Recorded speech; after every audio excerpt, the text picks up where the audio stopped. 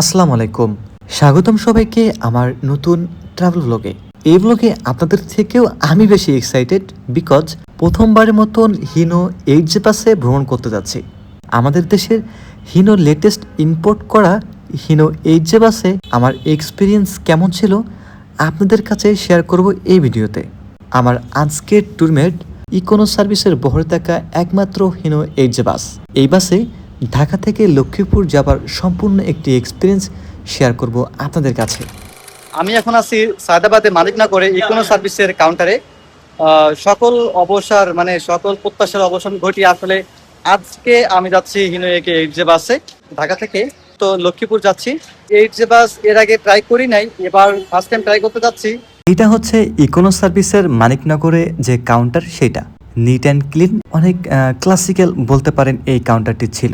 15 থেকে 20 জন অপেক্ষা করার মতন বেশ ভালোই একটা আসন বিন্যাস রয়েছে কাউন্টারে।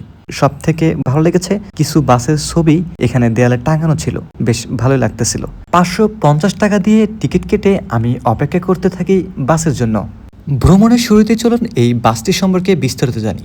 ঢাকা নোয়াখালী রুটের কিংবা লক্ষ্মীপুর রুটের টপ বাস অপারেটর হচ্ছে ইকোনো সার্ভিস। এছাড়াও ইকোনো সার্ভিসের ঢাকা খাগড়াছড়ি রুটটি ওপেন রয়েছে। মাত্র কয়েক ইউনিট এইচজে বাস দেশে আসে। হিনো ওয়ানজে বন্ধ হওয়ার পরে বেশ অনেকটা গ্যাপ টাইম পার করার পরে আমরা এই হিনোর নতুন প্রোডাক্ট হিনো এইচজে হাতে পাই, যার মধ্যে মামুন ইউনিক হিমালয় ইকোনো সার্ভিসের বহরে যুক্ত হয় 1 ইউনিট এইচজে বাস। আচ্ছা, হিনো একে এইচজে এবং হিনো একে ওয়ানজে বাসের মূল পার্থক্য আসলে কোথায়? ইঞ্জিন ক্ষমতা, সাসপেনশন, প্রযুক্তিতে রয়েছে মূল পার্থক্য। হিনো এইচজে বাসে প্রায় 260 হর্স পাওয়ার যুক্ত, অন্যদিকে হিনো ওয়ানজে বাসে পাচ্ছেন 200+ হর্স পাওয়ার। সাসপেনশনের ক্ষেত্রেও হিনো একে এইচজে স্টেবিলাইজার সহ সেমি ইলিপ্টিক স্লিপ স্প্রিং সাসপেনশন ব্যবহার করেছে, অন্যদিকে ওয়ানজে বাসে পাতি সাসপেনশন রয়েছে। এছাড়াও ব্রেকিং কন্ট্রোল, সব মিলিয়ে হিনো এইচজে আসলে একটি আধুনিক ফিচারের চেসিস। আমি আসলে সহজভাবে বোঝানোর চেষ্টা করলাম আপনাদের। অনেক খুঁটিনাটি বিষয় রয়েছে ইঞ্জিন বিষয়ে, যেগুলোতে না যাই। বডি স্ট্রাকচারে আসলে তেমন কোনো পরিবর্তন আনা হয়নি। ইকোনো সার্ভিসের আগের হিনো ওয়ানজে নন এসি বাসে যে পেইন্ট দেখেছিলেন একই পেইন্ট দেওয়া হয়েছে। ব্যাক ডিজাইন বা ফ্রন্ট ডিজাইন ভালো লেগেছে, ক্লাসিক রেখেছে, আগের মতোই কোনো পরিবর্তন আনেনি। বাট ব্যাক ডিজাইনের আপনি হিনো একে এইচজে RKA মডেল যে সিসিস্টের মডেল আর কি, সেটা এখানে উল্লেখ করা আছে। বাসের ওভারঅল যে কাজ বডির করেছে সেটা হচ্ছে জয়েন অফ ইঞ্জিনিয়ারিং ওয়ার্কশপ থেকে করানো হয়েছে। আমার আজকের এই বাসটার রেজিস্ট্রেশন হচ্ছে ঢাকা মেট্রো 125305। আমার আজকের ভ্রমণের ম্যাপটা যদি একটু দেখাই, সায়দাবাদ থেকে যাত্রা শুরু হয়ে কাশপুর ব্রিজ হয়ে আমরা সর্বপ্রথম চলে আসবো কুমিল্লাতে। কুমিল্লা থেকে আমরা নোয়াখালীর রাস্তা ধরে নোয়াখালীর চৌমুহনী চৌরাস্তায় চলে আসবো। চৌমুহনী দিয়ে সোজা চলে আসবো লক্ষ্মীপুরে। প্রায় 180 কিলোমিটারের রাস্তা এবং আমার এই পথে সময় লেগেছে প্রায় 6 ঘন্টা। সব থেকে বড় মিস হচ্ছে এটা ওয়ানজে বাসের যে সাউন্ড, সেইটা।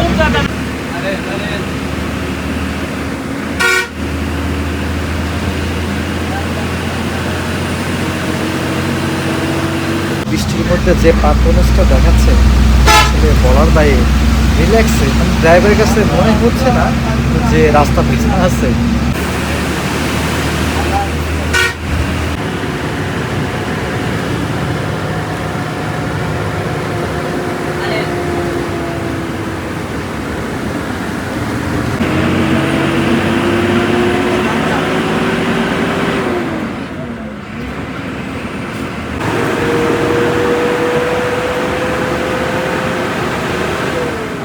আমরা এখন প্রায় লক্ষ্মীপুরের কাছাকাছি, আর এখানে আমাদের মাগরিবের নামাজে বিরতি দিয়েছে।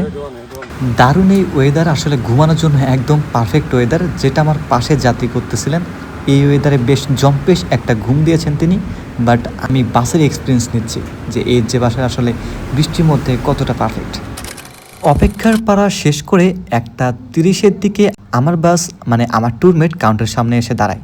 বাসে উঠে পড়ি। ইন্টেরিয়রটা যদি একটু দেখানোর চেষ্টা করি, এটা হচ্ছে বাসের ইন্টেরিয়র। 40টা সিট দিয়েছে, বাংলা সিট, যেটা আমার পারফেক্ট সিট সবসময় আমার কাছে মনে হয়। আর ক্লাসিক্যাল একটা ইন্টেরিয়র দেওয়া হয়েছে।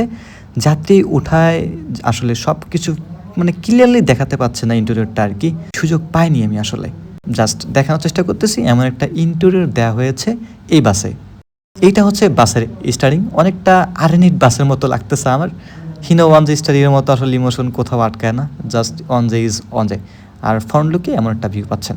ইকোনো সার্ভিসের মার্সিডিজ বেঞ্জের একটা এসি বাস দেখতে পাচ্ছেন আর আমার টুলমেট সামনে। মানিকনগর কাউন্টার থেকে ছেড়ে আমরা এখন সায়দাবাদ কাউন্টারের উদ্দেশ্যে রওনা হয়েছি। সায়দাবাদ কাউন্টারে বেশ অনেকটা সময় আমাদের ওয়েস্ট করতে হয়, এখানে যাত্রীরাও বেশ একটু ক্ষিপ্ত হন এই অপেক্ষার সময়। অপেক্ষার পালা শেষ করলে আমাদের বাস আবার যাত্রা শুরু করে লক্ষ্মীপুরের উদ্দেশ্যে। বসে আছি হিনোয়েকে যে বাসের সিটে। এটা হচ্ছে B1 সম্ভবত সিট। ওদের হচ্ছে সিট প্ল্যান ক্যাটাগরি অনুযায়ী এটা B1 সিটে আর কি। সিট মোটামুটি কমফোর্টেবল আছে। বাংলা সিট হিসেবে আমি সবসময় এগুলোকে এগিয়ে রাখি বাংলা সিটকেই নন এসি সার্ভিসে। তো এখন সব ঠিকঠাক, নতুনত্ব রয়েছে এখনো বাসে, বাস এখন সাজানো রয়েছে। এখন দেখা যাক আসলে কয়টা বাজে আমাকে আমার গন্তব্যে নামিয়ে দেয়। আপনাদেরকে যদি লেগ স্পেস সম্পর্কে একটু জানাই বা দেখাই, এটা হচ্ছে সিট, লেগ স্পেস হিউজ পরিমাণে পাচ্ছেন। আর আমি যে সিটে বসে আছি পা দেখতে পাচ্ছেন, এইখানে এই বাসে না, সব বাসে এটা অসুবিধা, যাত্রী প্লাস এখানে পা রাখার একটু জায়গা কম থাকে বলতে গেলে। সামন থেকে ঠিক এমন একটা view দেখতে পাওয়া যায় এই বাস থেকে। আর সামনে কিন্তু গ্রিল নেই, এই রুটে প্রায় সব বাসে গ্রিল দেখা যায় না।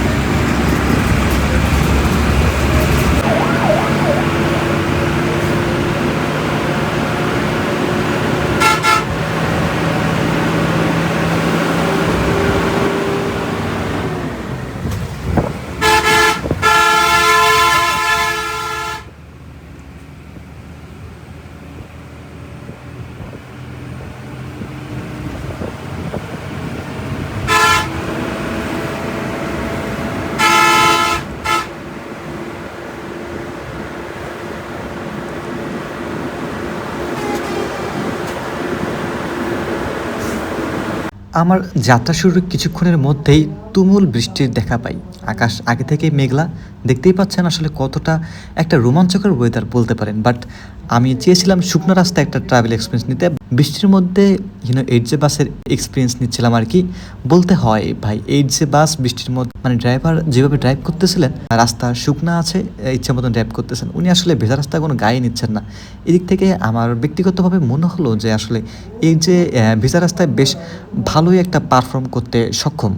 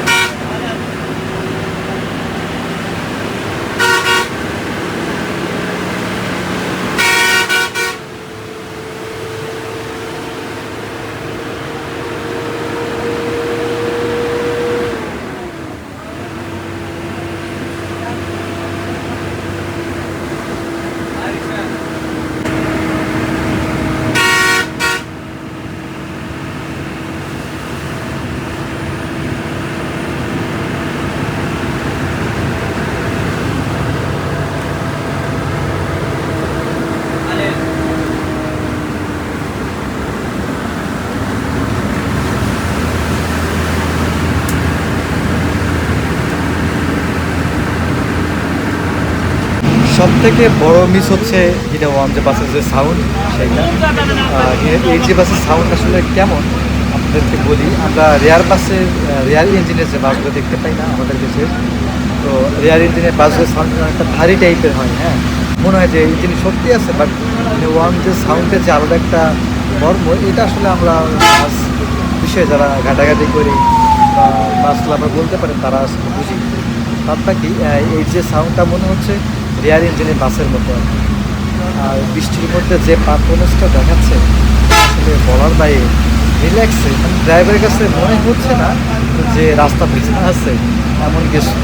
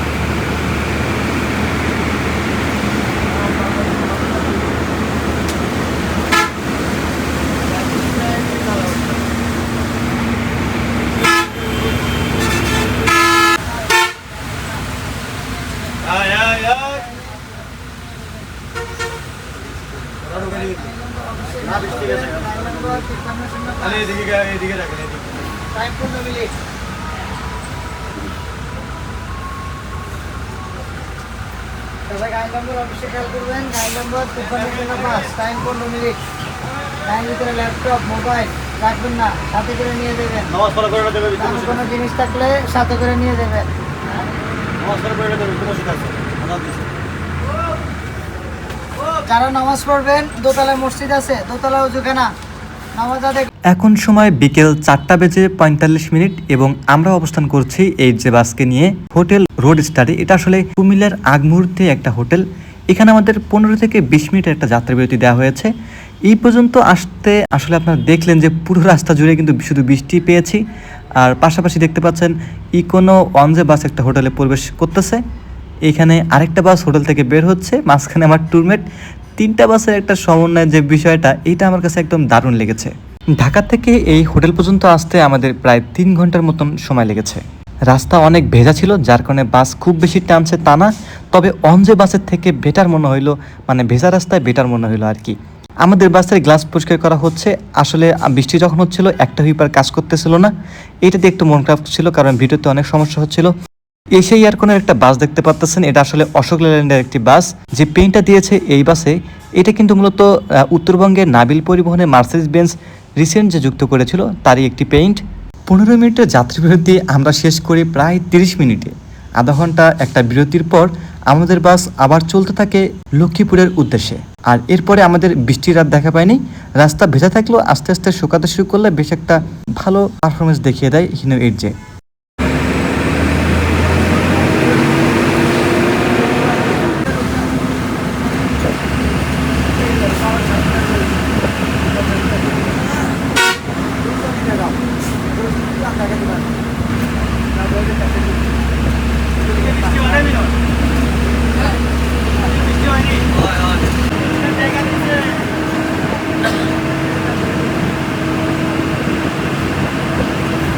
আমরা অলরেডি কুমিল্লা ঢুকে পড়েছি।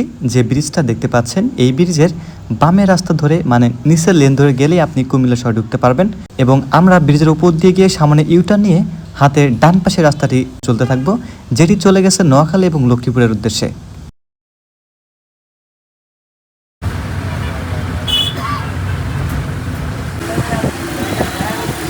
আমরা কুমিল্লা নোয়াখালী মহাসড়কে ঢুকে পড়েছি।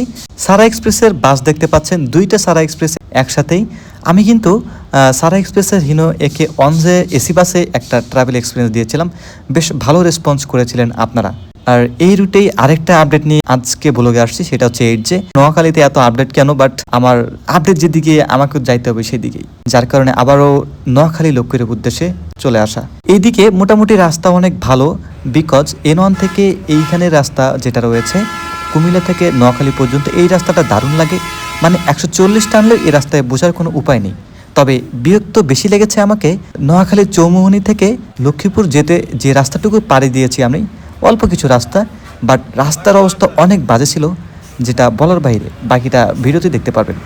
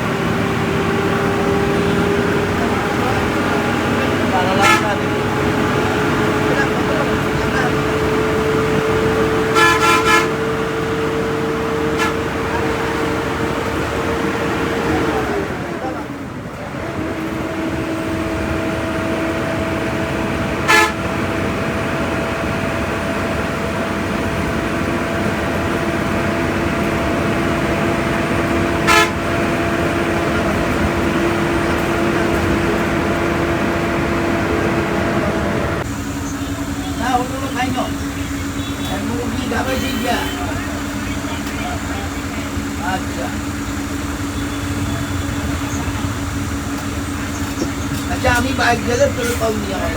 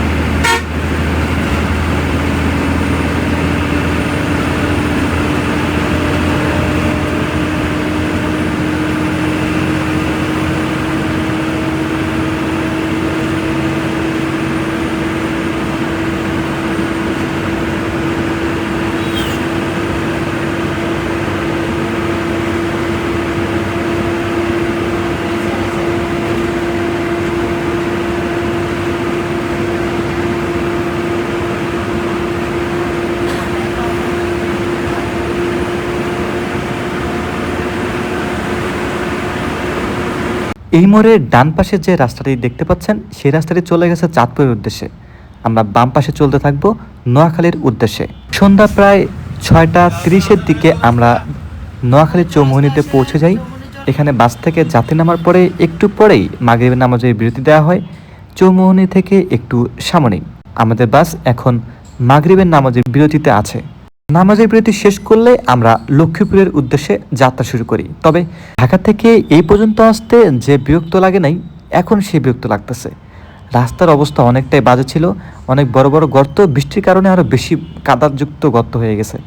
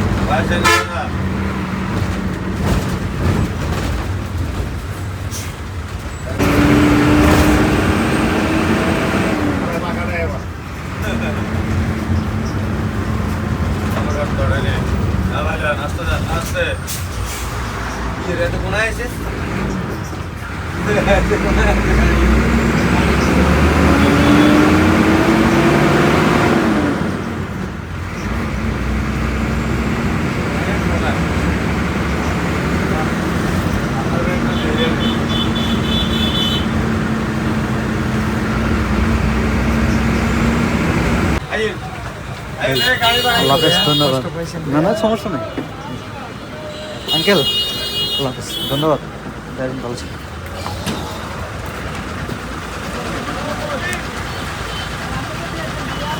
সন্ধ্যা 7:40 আমাকে লক্ষ্মীপুর ঝুমুর বাস স্ট্যান্ডে নামিয়ে দেয় ইকোনো সার্ভিসের এই যে বাসটি। এবার আসি ফাইনাল ফিডব্যাকে। ঢাকা থেকে আসতে মোট সময় গেল 6 ঘন্টা। যাত্রা পথে পৌকিশু একদম ছিল, আর সার্ভিস মোটামুটি ভালো, গাইডের ব্যবহার ভালো ছিল, প্লাস বাসে যে অন্যান্য যে স্টাফ ছিলেন তারাও অনেক ভালো ছিলেন, আর ড্রাইভিং অনেক ভালো লেগেছে। এই যে বাস মূলত একটা টানের বাস আর কি, এটা দিয়ে আপনি অঞ্জের মতো করে চালাতে পারবেন না। এটা আসলে টপ স্পিডের দিক দিয়ে যদি বলতে চান তাহলে হ্যাঁ ঠিক আছে। ওয়ানজে বাস যেমন একটা হুড়মুড় করে চালানো বা এরকম একটা বিষয় থাকে না, অ্যাগ্রেসিভ এরকম কিছু, আমার মনে হয় না এইট জে বাস দিয়ে এরকম কিছু সম্ভব। বাট ড্রাইভারের উপরে সবকিছু নির্ভর করতেছে। কিন্তু ওয়ানজে বাসে যে একটা অন্যরকম থ্রিলিং টাইপের ফিল আসে, এটা ওই রকম না, এটা জাস্ট গতি। আমাদের দেশের রাস্তায় হুন্ডা যেমন গতির জন্য রাজা, তেমন আমার মনে হয় ইনোর এই প্রোডাক্টটা হিনো 8J গতির দিক থেকে সেরা থাকবে। 160 পর্যন্ত চলতে সক্ষম এই বাস। 100 কোনো ব্যাপারই না এই বাসের কাছে, একটু প্রেসার দিলেই দেখা যায় যে স্পিড 100-তে চলে গেছে। তো সব কিছু মিলেই একটা দারুণ এক্সপিরিয়েন্স ছিল। মূলত 2 ধরনের এক্সপিরিয়েন্স একসাথে পেয়ে গেলাম এই বাসে। সেটা হচ্ছে ভেজা রাস্তাতেও একটা এক্সপিরিয়েন্স পেয়েছি, আবার শুকনো রাস্তাতেও একটা এক্সপিরিয়েন্স পেয়েছি। আমাদের দেশের রাস্তায় হয়তো এটা রেগুলার আসতে থাকলে, মানে এই প্রয়োগটা রেগুলার আসতে থাকলে একটা জায়গা করে নেবে আমাদের পরিবহন জগতে। তো দারুণ একটা এক্সপিরিয়েন্স পেলাম হিনো 8J বাসে। আপনারাও অতি সত্বর যারা বাস ট্রাভেল পছন্দ করেন হিনো 8J বাসটা ট্রাই করতে পারেন। অগ্রিম বলে দিচ্ছি, শাহী সার্ভিসের ব্লগ থাকছে নেক্সট ট্রাভেল ব্লগ, মানে নেক্সট ভিডিওতে থাকছে শাহী সার্ভিসের যে ট্রাভেল করেছিলাম সেটা এক্সপিরিয়েন্স। সবাই ভালো থাকবেন, আল্লাহ হাফেজ।